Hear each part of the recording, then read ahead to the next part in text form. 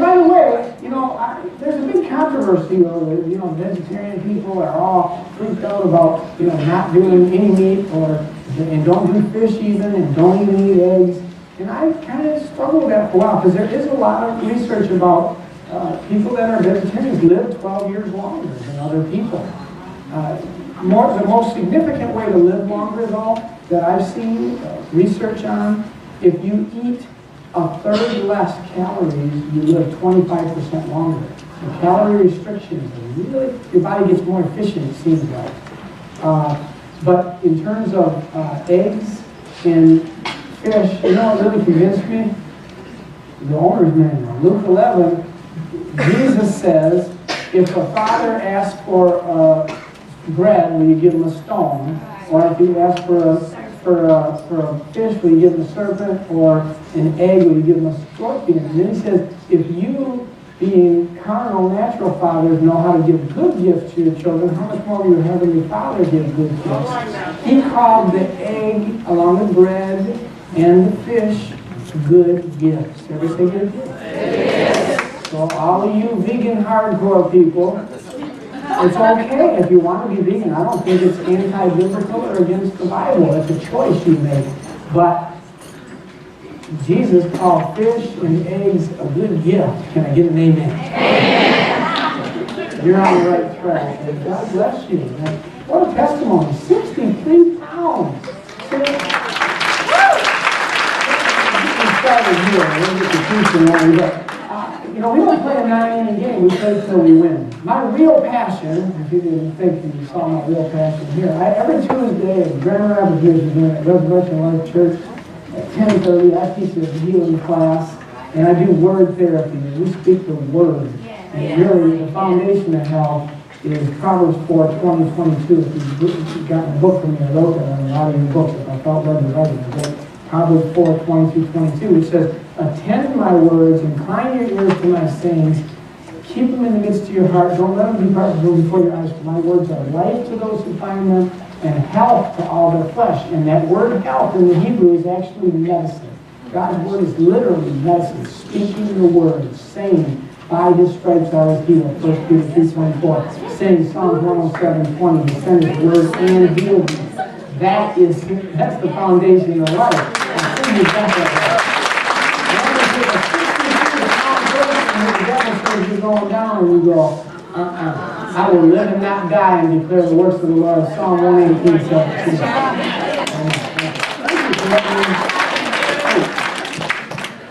Yes, after the conference in January, my husband and I went on a cruise, and we, between the two of us, took a whole bottle of Fat Fighter in 5 days.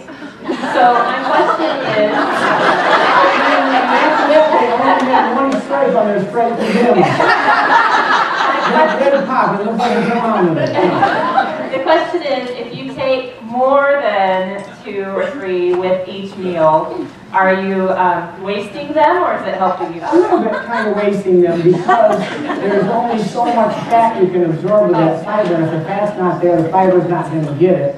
So probably just a little bit of waste, but not dangerous. I mean, technically I have to say, read what's on the label and do it that way. But my wife, if 1 is good, 4 is better, she's taking 4 Fat Fighters after she goes it on a meal, and she's doing it twice a day, so don't tell me 8 Fat Fighters a day are going to mess you up, because she's strong and healthy. Been doing it for years. So I'm not recommending that, but hey, I got to live with it. I say, yes, dear. It's not right. You guys give advice to her. Yes, dear. Are there any contraindications for taking greens for someone with breast cancer?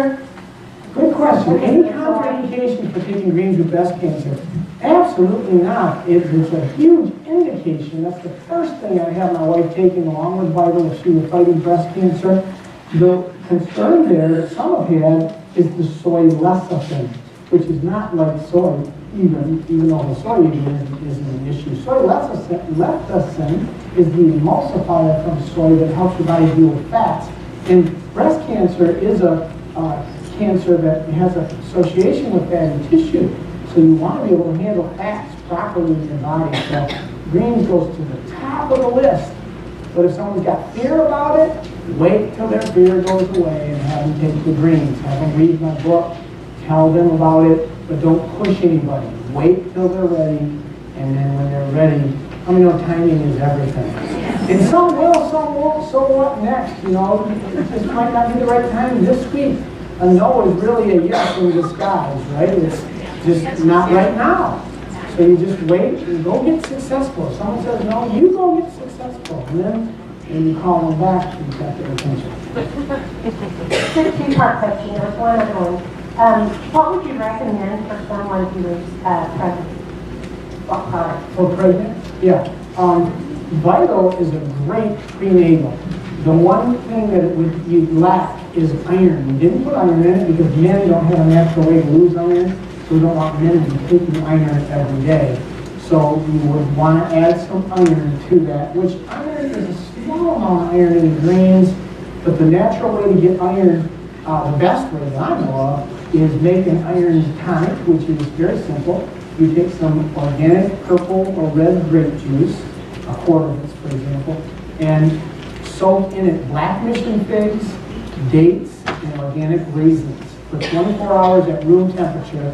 Then put them in the refrigerator. If you leave them out, they'll turn into wine, and you have another issue. Then you have a reason to detox, right? After detox, that's the intox. That's what I was telling them last night at the birthday party. Forgot what I was talking about. It's something good, too. Good juice. So then you put the refrigerator, and over the next week or so, you drink the juice and eat the grapes and raisins and figs and dates, and that's a good way to get iron, highly absorbable iron. Or you can just go to the health food store and get a organic, well-absorbed form of iron. But know this, iron, if you take too much of it, slows down your bowel and you have constipation. So make sure you're taking the regular with it. And greens too during pregnancy. It's good to stay alkaline as much for the mom as for the baby. The prenatal love the vital and some iron. Yes. My mom has been told by her doctor that she can't take greens and she's on Bootcamp. Yeah. Do you think it's just something that he's telling her to keep her on it, or? No. I think there's a legitimate concern there if you're on a blood thinner. And people that are on blood thinner, you've been schooled hard by your doctors. Don't take anything that's going to cause your blood to be too thin, and rightfully so. You don't want to be, the indicator is if you're bruising, but there's a better way to thin your blood than Coumadin, which is warfarin, which is rat poisoning. It's how you kill a rat, bleed it to death. Natural ways to thin your blood would be garlic, fish oil, greens to a degree. Now, some people with Coumadin, the doctors may look at the greens and say, no, you can't do this, it'll make the Coumadin more strong. Well, to me that means, all right, I won't have to use as much Coumadin. If you're taking Coumadin, you want to take the smallest amount that's affected, and you should be having your clotting times drawn anyway. So, now I'm not telling you to do this, okay? Don't try this at home. But this is what I do if I were on blood thinner Coumadin.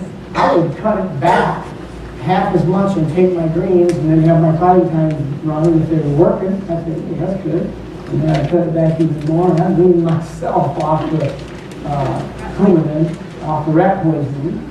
And I'd be taking some fish oil and having some garlic and taking some greens, a much safer way. I'm all for keeping the blood from clotting in balance. And foods will do that without taking you over into the bruising, bleeding danger. Now, some people have been able to successfully take a quarter of a scoop, a half a scoop of greens with their Coumadin. I'm not recommending you do that. Don't try this at home. But you're the patient.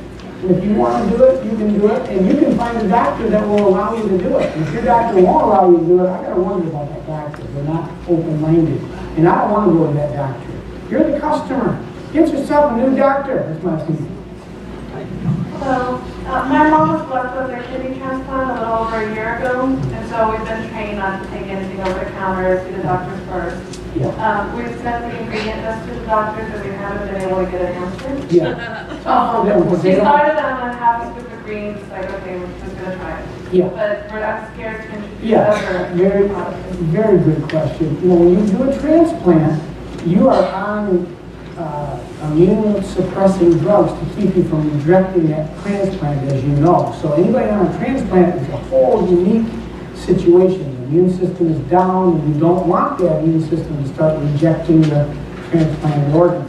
So what I would do is just, your approach is very reasonable. I start with a small amount of greens and vital. I mean, if anybody needs good nutrition, a detoxified body, and a balanced immune system, it's somebody that's had a transplant. But we don't want to give you so much that your immune system is going to go after that new transplanted organ and reject it. Just start with a small amount. I think it is well tolerated, a half a scoop of greens and 1 vital a day. That's what I would do. I have one of my customers whose daughter is actually, doctors say that she's dying of hepatitis, so he's been her on his medication. What my Royal is wondering is she's wanting to put her daughter on a lot of the stuff that I had, well, the greens and the vitals is what I am suggesting for the liver stuff. Is there any other stuff that we have? Greens. Greens. Food for the liver. Milk thistle is the most rejuvenating liver nutrient that I know, which is in the greens, but you can even take some extra milk thistle or salimarin, which is the active extract from milk thistle for the liver. I would do that in that sort of situation because people don't have to die of hepatitis